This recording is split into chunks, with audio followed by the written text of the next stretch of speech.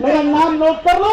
आज भी मैं दावे के साथ कहता हूं, 22 प्रतिज्ञा का तो समय मेरे पास नहीं है, लेकिन मैं दावे के साथ कहता हूं, तेरे रामायण को नहीं मानता, तेरा मानस को मैं नहीं मानता। ये भारत मेरा है, मैं भारत का संविधान और भगवान बुद्ध को मानता हूं। तेरी हिम्मत है तो जो करना हो कर लेगा। बहुत सही, धन्यवाद। तेरी माई ने अगर दूध पिलाया है छाती का, राजेंद्र सिंह यादव का पहला सिर काटो। मैं संविधान और देश के लिए कटाना चाहता हूं। आज कटाओगे कि नहीं कटाओगे मुझे पता नहीं है। आप जिस हालात में बुद्ध का जयंती मनाओगे, बुद्ध सम्मेलन करोगे, मुझे पता नहीं है। लेकिन मैं आज कहना चाहता हूं, आप मुझे वादा करो कि आप पुराना सम्राट अशोक का भारत लाना है कि नहीं लाना है, अम्बेडकर का भारत लाना है कि नहीं लाना है, भगवान बुद्ध का भारत वापस आना है कि नहीं लाना है, और दुश्मनों को बाप के घर में भेजना है कि नहीं भेजना है। भेजना है, भेजना है, बोलिए ऊंची आवाज से। वादा है पक्का। एक गाना सुना था हमने, वादा किया तो निभाना पड़ेगा, वादा किया तो ऊंची आवाज में बोल दो तो मैं मानूंगा। वादा किया तो आप वादा करो, और मैं भी वादा करता हूं सुमित्रा जी, मैं भी वादा करता हूं, बाबा साहब के पौत्र यहाँ उपस्थित है, मैं वादा करता हूं कि अगर कहीं पसीना अगर आपका निकलेगा, मैं राजनीति भाषा में नहीं बोल रहा हूं, राजनीति भाषा में बात करने वाले ये पंचशील के झंडा बनाकर खड़े नहीं होते हैं। वीरता के साथ, हिम्मत के साथ मैं कहता हूं, आपका अगर पसीना बहेगा, मैं पहले इस देश में मनुस्मृति को खत्म करने के लिए, इस देश में मनुवादियों को मिटाने के लिए, और उसके बाप का बाप ईरान इराक में भेजने के लिए हम संकल्पित है और अपना लहू भी बहाने के लिए तैयार है।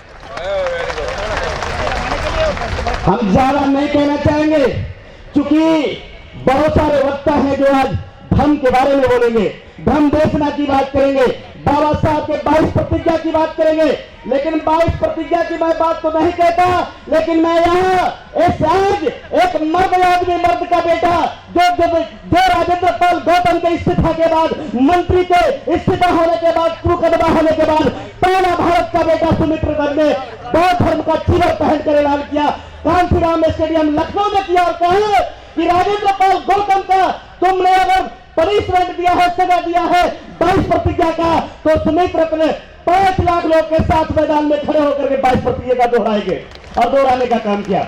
मैं धन्यवाद देता हूं इस भारत के वीर सपूत को। जिस हालात में आज हम खड़े हैं, जिस परिस्थिति में आज हम कार्यक्रम कर रहे हैं, जिस उदासी में आज यहां हम बैठे हैं, बड़े अफसोस की बात है। मैं आपसे पूछना चाहता हूं, जिस देश में आप बुद्ध सम्मेलन कर रहे हैं, बुद्ध महासम्मेलन कर रहे हैं, तो मैं आपसे पूछना चाहता हूं कि मित्रों, यह देश किसका है? आप मुझे बताइए, देश किसका है? किसका है देश? अगर देश आपका होता तो राजेंद्र पाल गौतम को बाबा साहब, बहुत समय का अभाव है और बहुत कम समय में अपनी बात हमें कर दी थी, इसलिए अगर मेरी ये बात से मैं कभी कभी इमोशन या आगे भी होगा तो मुझे माफ करिएगा। हमारे धर्म में कभी इमोशन नहीं है, लेकिन भगवान बुद्ध ने भी कहा है कि जब हिंसा होने लगे, जब अत्याचार होने लगे, जब जुर्म होने लगे, और जब समझो कि हमारी जान नहीं बचने वाली है, तो करोड़ों जान को भी मिटाकर संभालने में कोई फर्क नहीं है। यही बुद्ध का सच्चा संदेश है। जय भारत, जय बुद्ध, जय बाबा साहब अम्बेडकर, जय संविधान।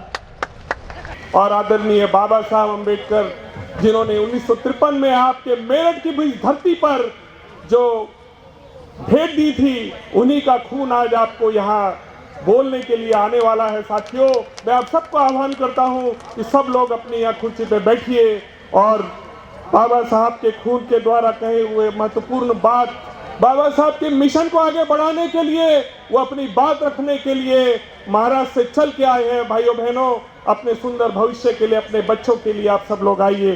साथियों, हमारा ये कारवां जाति तोड़ो समाज जोड़ो। साथियों, किसी जमाने में मान्यवर कांशीराम ने कार्यक्रम शुरू किया था, लेकिन बाबा साहब ने अपने जीवन के अंतिम क्षण में धम्म क्रांति के माध्यम से जाति तोड़ो समाज का नारा दिया था। साथियों, अब वो समय फिर से आ गया है कि आपकी ताकत सामाजिक रूप से, आर्थिक रूप से, राजकीय रूप से उत्तर प्रदेश की धरती में वापस आने के लिए बाबा साहब का खून यानी डॉक्टर भीमराव यशवंतराव अंबेडकर आपकी उत्तर प्रदेश की धरती में आए हैं और फिर से जाति जोड़ो समाज जोड़ो और बाबा साहब के द्वारा धम्म क्रांति में छाया में आने के लिए आप सबको आह्वान करने के लिए आए हैं।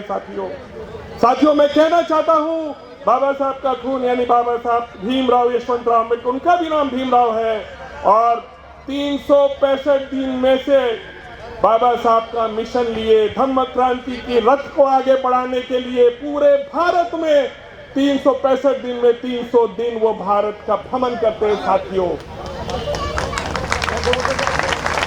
क्या आप नहीं चाहेंगे कि उनका साथ दें आप? मैं चाहता हूं साथियों कि वो दिन आज जिस माहौल से हमारा देश गुजर रहा है, हमारा समाज गुजर रहा है, बहुजन समाज गुजर रहा है, मेरे भाई नीरज पटेल ने बहुत अच्छी बात रखी, मैं उनका आदर करता हूं और कहना चाहता हूं कि उन्हीं के इस धम्म क्रांति के रथ को आगे बढ़ाते हुए वियतनाम की फेमस यूनिवर्सिटी ने बाबा साहब के पोते भीमराव यशवंतराव अंबेडकर को डॉक्टरेट की उपाधि से सम्मानित किया। साथियों सोचो बाबा साहब कितने खुश होते हैं कि अगर उनको जब पता लगता कि उनके पोते को धम्म क्रांति का रथ आगे बढ़ाने के लिए डॉक्टरेट की उपाधि से सम्मानित किया। साथियों क्या आप लोग बाबा साहब के सब बच्चे लोग हैं? आप कुछ नहीं।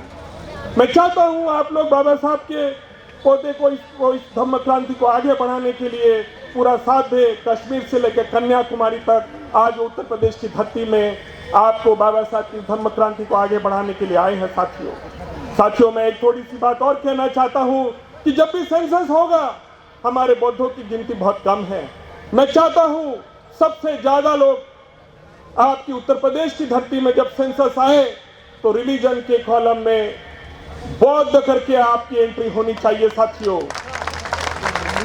ताकि 84 लाख जो 2011 में हुई वो 1 करोड़ नहीं, 2 करोड़ नहीं, 10 करोड़ 25 करोड़ तक अपनी आजाद बौद्धों की संख्या आनी चाहिए। ये टारगेट हमारा आपको लेकर चलना है।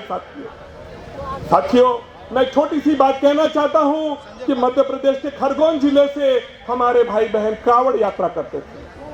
मैं कहना चाहता हूं बाबा साहब के पोते आदरणीय भीमराव यशवंतराव अंबेडकर के नेतृत्व में हमने हमारे लोगों का आह्वान किया कि खरगोन से बाबा साहब की जन्मभूमि पर हम भीम संघर्ष यात्रा करेंगे। साथियों और हुआ क्या साथियों कि हमारे भीम संघर्ष यात्रा में जाने वाले हजारों की तादाद में आए और कावड़ की यात्रा में 1 या 2 लोग या 10 लोग पैसे दे के बुलाने पड़े। मैं साथियों ये कहना चाहता हूं कि मंदिरों में मस्जिदों में करोड़ों लोग करोड़ों रुपए दिए जाते हैं शासन की तरफ से। क्या आपके विहारों को बौद्ध विहारों को दिए जाते हैं? मंत्री जी मैं चाहता हूं कि आप अगर हमारा बहुजन समाज अपना पैसा अगर बौद्ध धर्म की धम्म क्रांति के रथ को आगे बढ़ाने के लिए देगा तो मुझे लगता है कि जो तिरुपति बालाजी और जो शिरडी के साईं बाबा के पास रोज जो दर्शन जाते हैं जहाँ पे कुछ मिलना नहीं है, भाई साथियों श्री बाबा साहब के मिशन के साथ जुड़ो, आपके बच्चों का भविष्य खुद ब खुद अच्छा हो जाएगा।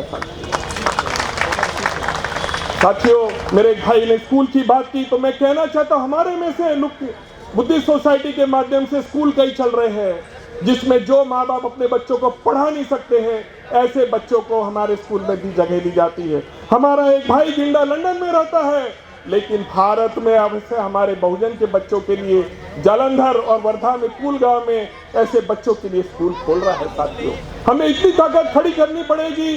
इन्होंने अपने जीवन में 50 लाख रुपया धम्म के लिए दान दिया होगा। एक बार उनके लिए सम्मान कर दे, ताली बजा के। नहीं आ रही है यार। साथियों अच्छा मंच से